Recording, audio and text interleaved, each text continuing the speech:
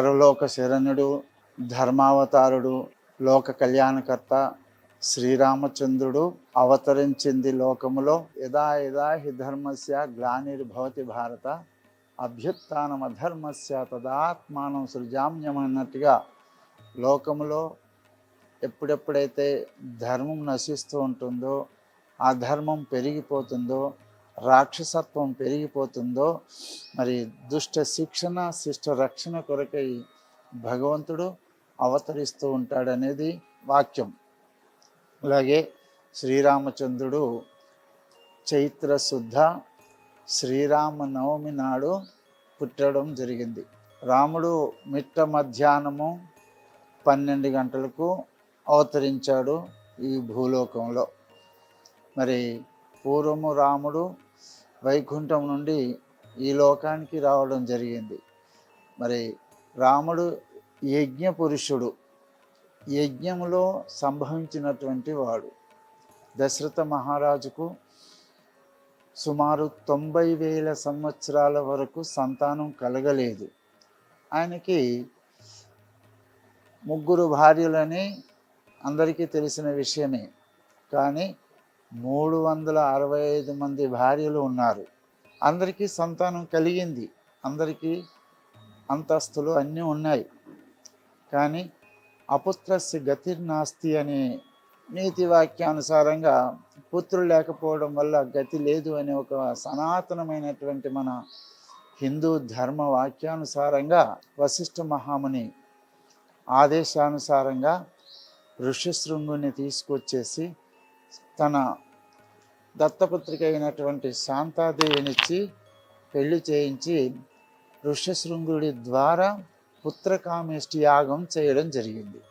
ఆ పుత్రకామేష్టి యాగము చేయడం వల్ల చివరికి అగ్నిదేవుడు పాయస పాత్రను దశరథ మహారాజుకి ఇవ్వడం జరుగుతుంది. ఆ దశరథ మహారాజు ఆ పాత్రను స్వీకరించి తన 3 భార్యలకు సమంగా పంచిపెడుతూ ఉంటాడు. అయితే మరి 3 భార్యలకు 3 కుమారులే కలగాలి కదా. కౌశల్యాదేవికి కేవలం శ్రీరామచంద్రుడు మాత్రం అవతరించాడు. అలాగే కైకాదేవికి భరతుడు మాత్రం అవతరించాడు. సుమిత్రాదేవికి శత్రుఘ్నులు అలాగే లక్ష్మణుడు ఇద్దరు అవతరించడం జరిగింది.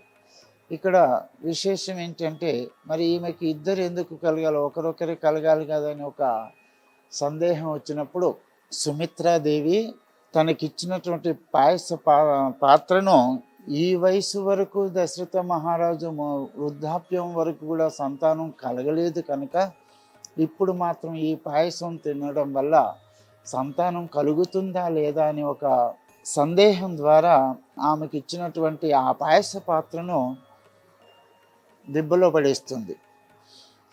అది గమనించినటువంటి కౌశల్యాదేవి మళ్ళీ కైకకిచ్చిన పాత్రలో సగభాగము, కౌశల్యాదేవి దగ్గర ఇచ్చినటువంటి దాంట్లో సగభాగము ఇద్దరు 2 భాగాలుగా చేసి ఆ సుమిత్రకి ఇవ్వడం జరుగుతుంది.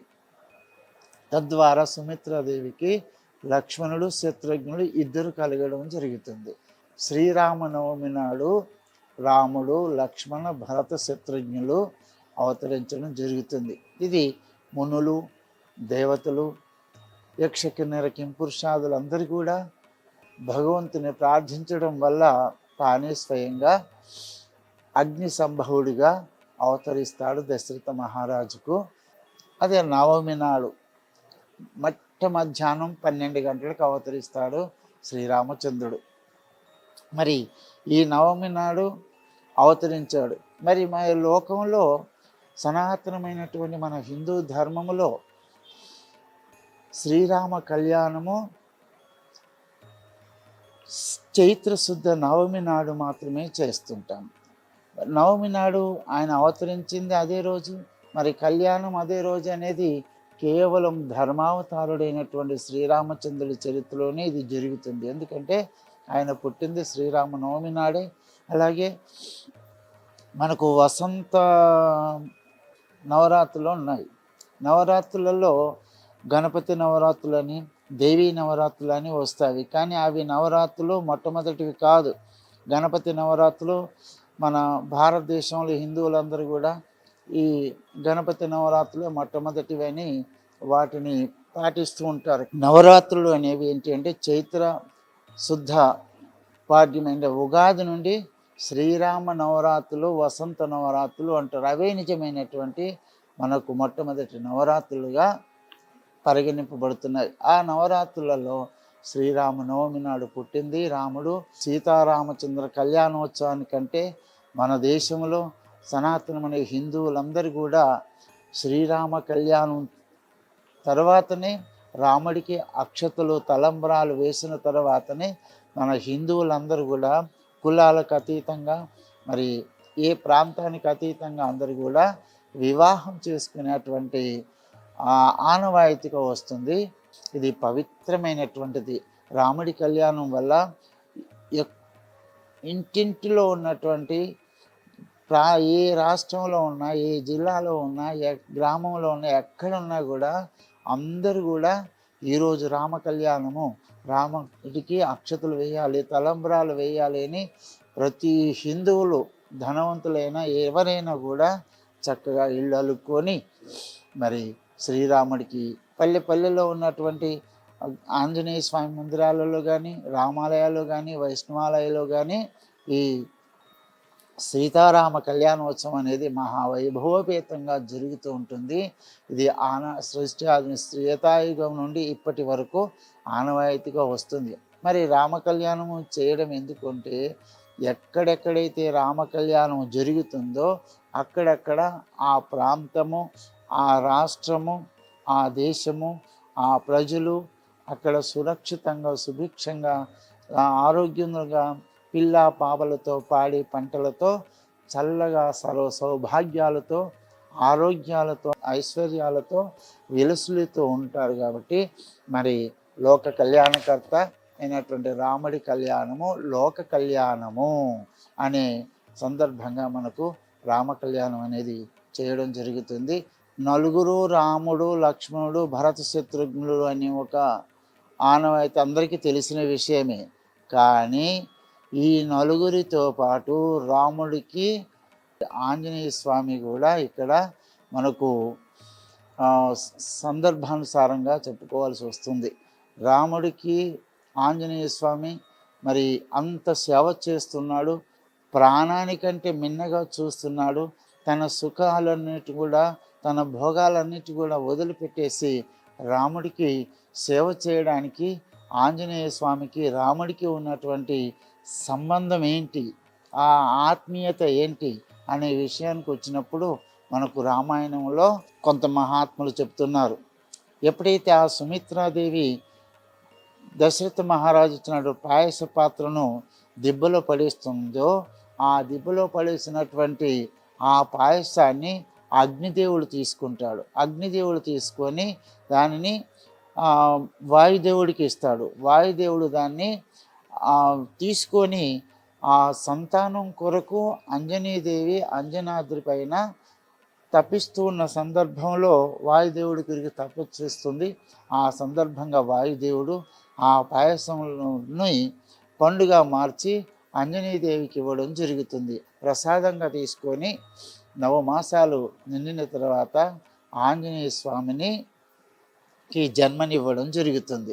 కాబట్టి ఆంజనేయ స్వామి ఇప్పుడు దశరథ మహారాజుకి ఇచ్చిన అగ్ని దేవుడు ఇచ్చిన పాత్రలో ఒక భాగమే ఆంజనేయ స్వామి. కాబట్టి ఆంజనేయ స్వామి ఎవరు?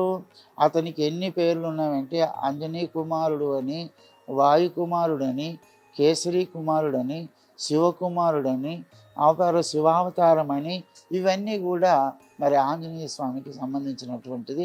కాబట్టి ఈ ఆంజనేయ స్వామి ఎవరో కాదు, దశరథ మహారాజుకు అగ్నిదేవుడు ఇచ్చినటువంటి పాయస భాగంలో సుమిత్రాదేవి ఆ దిబ్బలో పడేసినటువంటి పాయస భాగం నుండి అవతరించినటువంటి వాడు ఆంజనేయ స్వామి. కాబట్టి మనకి చరిత్ర చెప్పినటువంటి విషయం ఇది, రహస్యమైనటువంటిది.